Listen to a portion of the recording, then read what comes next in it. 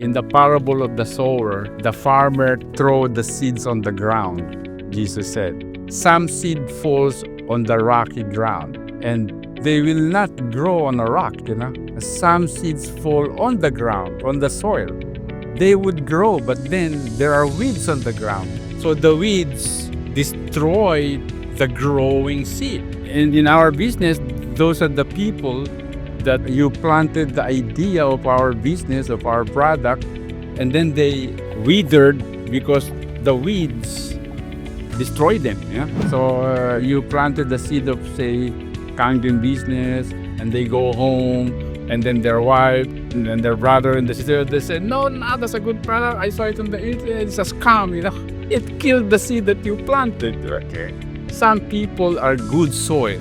The seed fell on the good soil and they grow, So I tell them, your job is not to convince people, because a lot of people always ask me, how do I convince my brother and sister and family and friends? They don't want to believe me. I said, no, you're not in the business of convincing. You're in the business of sorting them out. Who is the rock? Who is the good soil, Because if you're going to try to convince a rock, you're going to wear yourself down. You're wasting your energy. You're in the business of sorting people out. Another story about that is, I think it was Plato or Aristotle, He was walking on the beach and a young guy approached him and said, Plato, I want you to teach things you know. I know you're a great philosopher. Teach me. And Plato grabbed the boy's hair, put it down the water until he cannot breathe anymore and he was gasping for breath. And then Plato said, okay, when your desire for knowledge is as strong as your desire for air, you come back to me. Don't waste your time on people. It's the same thing as like the difference between interested people and committed people. One time I was doing business here in Florida, okay, and I have salespeople with me and we're doing big sales.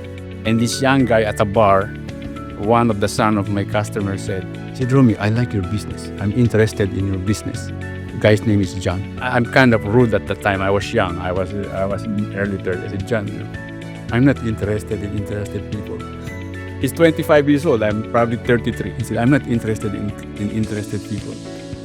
I'm only interested in committed people. I tell you, this guy was a doorman in a hotel in Manhattan. One day he came to my house.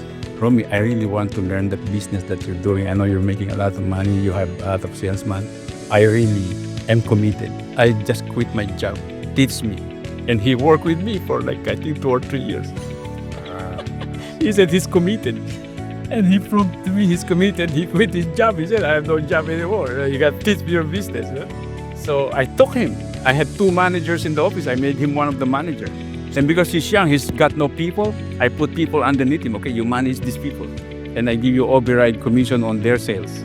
So I keep putting people underneath him and he manages them, because I cannot manage everybody I'm recruiting. A guy named John, young guy. There's a difference between commitment and interest.